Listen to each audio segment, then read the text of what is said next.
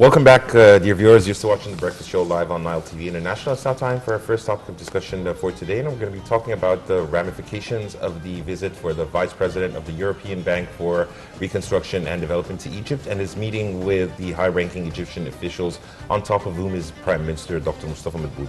And to shed more light on this topic, we're most delighted to be joined here in the studio by Mr. Hany Abou-El-Fotouh, an economic expert. First of all, good morning, sir, and thank you so much for joining us. Good morning. Thank you for inviting me here today. Our pleasure. Good morning, Dr. Abou-El-Fotouh. Let's first, if you could kindly give us a comprehensive look over the Egyptian economy today. How far has it come? And take a thorough look over all its main fronts. Well, this is a very huge question. Let me just start with what are the positive outlook as viewed by international organizations. I quote, for example, the Deutsche Bank. Deutsche Bank recently issued a report stating its positive or affirming its positive outlook to the Egyptian economy. And this report was published by Bloomberg agency very recently, more specifically in the beginning of February. The summary of the report states that the expectation of the growth of Egypt's economy would be ahead of Russia, Germany, and Japan by 2030. So they specifically stated that by the year 2030, the nominal GDP of Egypt would be stated at $8.2 trillion. Superseding Russia, which comes next at $7.9 trillion, and then Japan $7.2 trillion.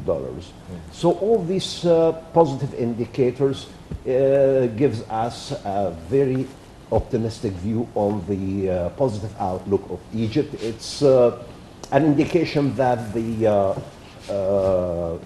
economic reform program has been completed successfully, yet we still have much to do in order to achieve the final goals of the programs, and Egypt is considering technical assistance with the IMF in order to make further enhancement in the economic programs.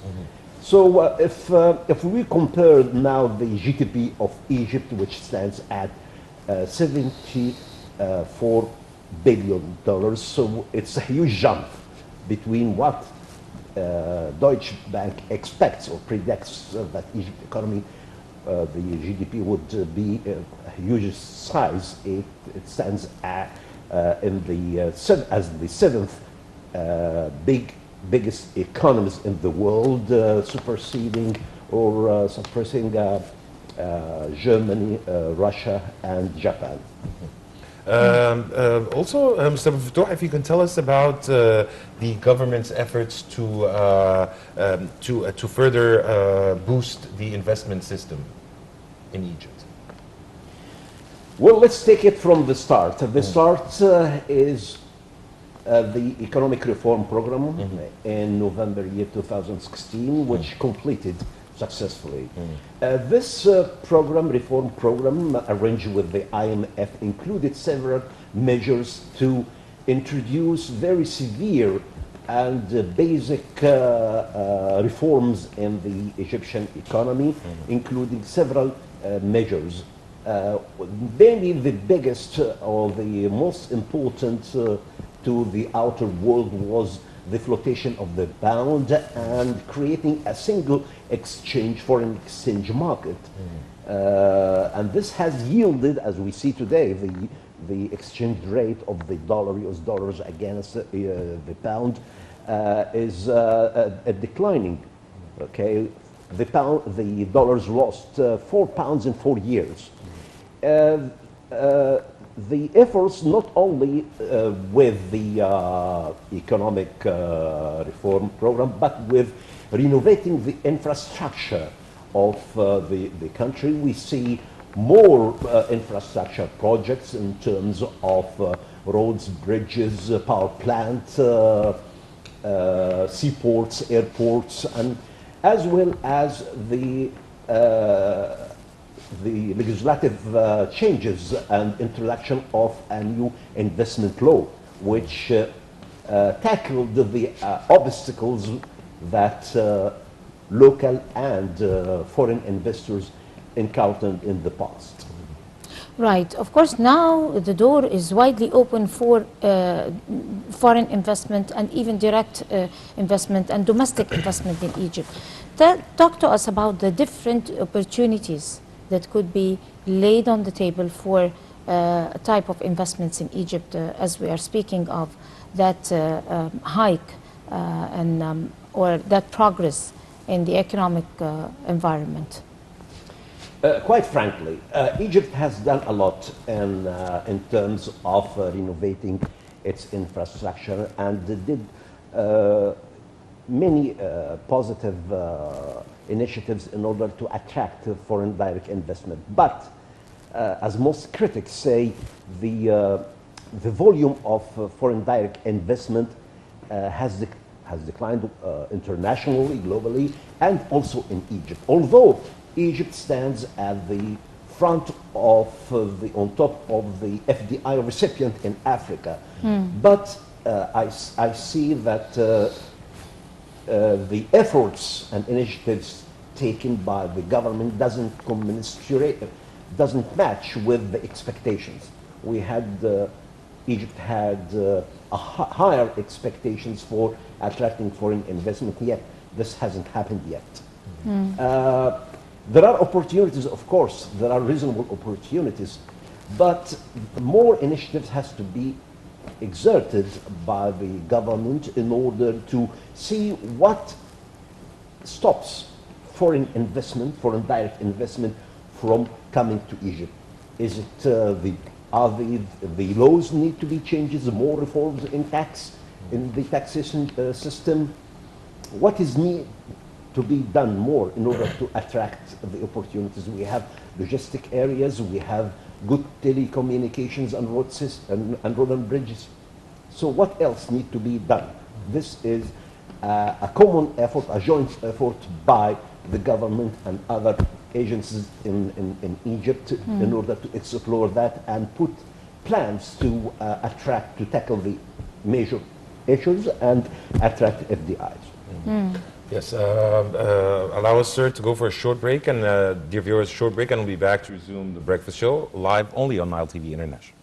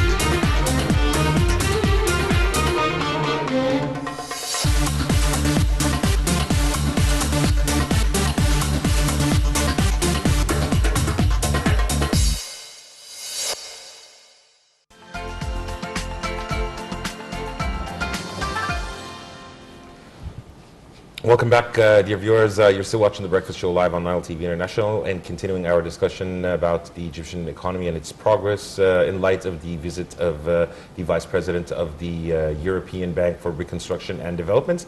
And the Vice President for the Reconstruction and Development European Bank has announced that Egypt is ranked first with investments worth $1 billion for the operations of the bank. And sir, in light of the comments made by Hany Abou-El-Fotouh, how do you see it important to boost the cooperation between Egypt and the European Bank, most notably in the infrastructure projects?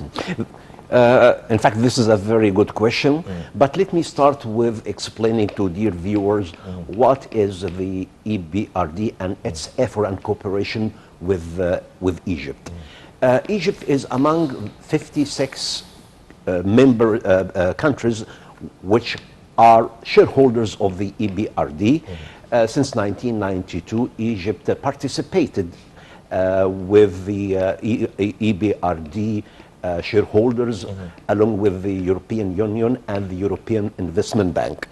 The major objectives of EBRD in Egypt is to reinforce or to introduce modernization in the financial sector and provide assistance to the agri-business projects and infrastructure projects through participation of the private sector. Egypt is represented in the Board of Governors of the EBRD by Minister Rania El-Nashat. And the focus of the EBRD is to develop the aging infrastructure in Egypt. Since its participation with the EBRD in 1992, it had hosted 115 projects with a value of nearly 6 billion euro. The cooperation between the EBRD and Egypt is well established and is focused in renovating the municipal and infrastructure projects. And this is very important for the local, for the average citizens, for the local and international investors, because without proper infrastructure, without modern financial system, we wouldn't be able to attract investment. So this is very important to boost the cooperation between the Egyptian government and the EBRD. The novel coronavirus that have taken in Wuhan province because of the wild animal markets is situated in Wuhan, and the Yulin Dog Meat Festival and all the very inhumane practices that has been taken in China, and the wrong practices generally, environmentally wrong, that have caused this virus, is taking its toll heavily over the citizens and affecting damage and also affecting mostly economy in China. How is that going to be reflected over other countries' competing economy? Is it going to give opportunities to other countries to proceed and take advantage? And if you'd like to elaborate over this. As rightfully said, the corona has very serious implications on the world economy. It is estimated that the cost or the losses to the global economy would range between 160 to 180 billion dollars in the short term. Yet this has to be affirmed, and it's too early to decide by the central banks around the world to give directions in response to this emanating crisis. As to Egypt, yes, Egypt is part of the world economy, and as you said, with every crisis there are opportunities. We all know and recognize that China is a giant player in the world trade, and its trade volume with all parts of the world are very huge. So what Egypt can benefit from that? As we know that China exports raw material, ready-made products, equipment, machinery to the whole world. So what can how can Egypt benefit from this opportunity? We have the cheap labor, we have reasonable technology in many areas. Maybe I quote, for example, as a rough example, the textile.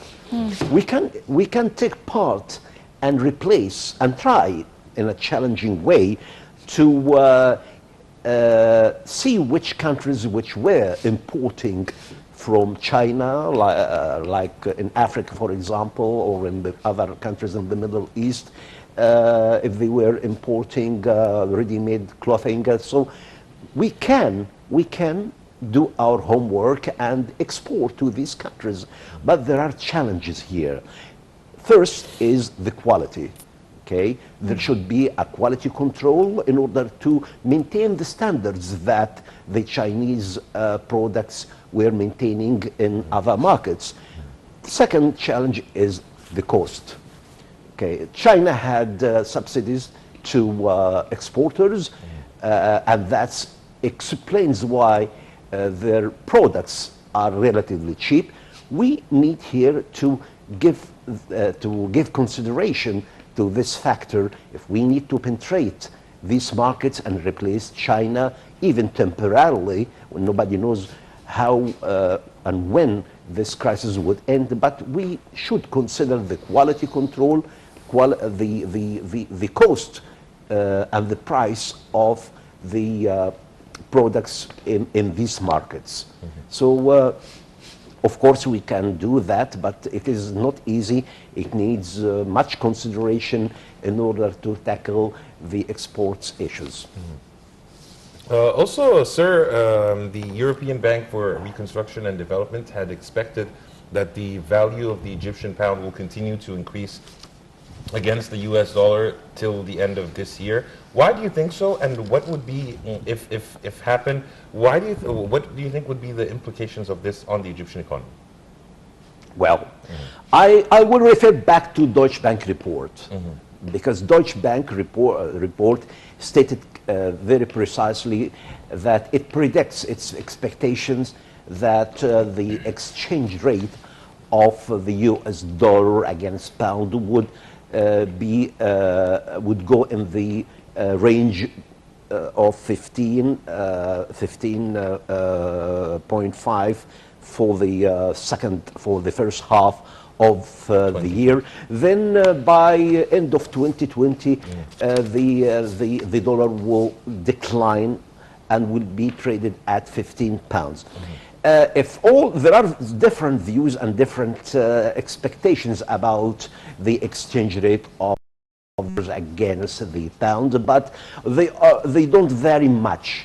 Okay, but to the best of my expectations, I would go for a more conservative view that the dollar will be traded at anything between 15 to 15.35 by end of this year. The implications, of course, would be good for exports, and it would be good again for the attracting investors to invest in the Egyptian local debt market. So I see this is a chance, and it goes well in favor of Egypt. And also, Mr. Alain Pollon announced that Egypt occupies the first place when it comes to largest country for operations with the bank, with investments that could reach up to $1 billion. So how important is that to boost some projects, like huge mega projects like the infrastructure projects, like Egypt is taking a boom in it? Of course, this is going to be a good opportunity for Egypt to carry on and empower our infrastructure projects. Indeed, the EBRD stated in its statement that Egypt is the largest in the region to receive the funds for, or the projects for EBRD operations. And this goes much with the expectations and with the mission of the EBRD is to help the private sector to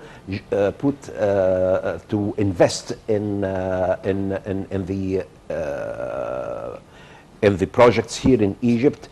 All the infrastructure projects, the municipal projects, would need to be renovated and to introduce more projects through the private sector. So the sustainability or the purpose of these projects is to engage as well the private sector in the process. So it goes much in line with the mission of the EBRD with its partners in the region. Moving on, sir, to another aspect, but that definitely has a direct impact on the Egyptian economy, which is the tourism industry. What do you think are the main reasons behind the booming of the tourism industry recently that Egypt has witnessed?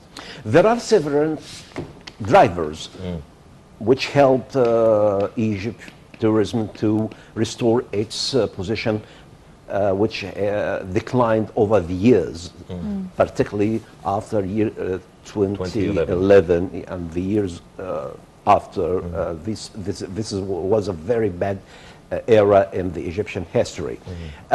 Most notably is the safety and security. Okay, Egypt is a safe country. The security and stability of the country encourages tourists from different parts of the world to visit Egypt. I would recall that the BBC Travel survey published recently cited Egypt in a report, Why to Visit Egypt in 2020, as the one of the best places for tourists to visit, particularly with the inauguration of the Grand Museum. The Grand Museum is a mega museum which is expected to attract many tourists from different parts of the world. Also, the international conferences and events in Egypt over the past 4 years showcased Egypt as a stable country, very safe. Participations from leaders of from the world in these events give a strong message that Egypt is a good place. The renovation of the hotels and infrastructures of the hotels and touristic areas also participated or constituted a major reason why tourism is back to its standards again. Yes. Mr. Hany Abou-El-Fotouh, as always, really appreciate your insight. Mr. Hany Abou-El-Fotouh, economic expert, thank you so much for being with us on The Breakfast Pleasure. Show. And dear viewers, now we move on to a quick break and then be back to resume The Breakfast Show live only on Nile TV International.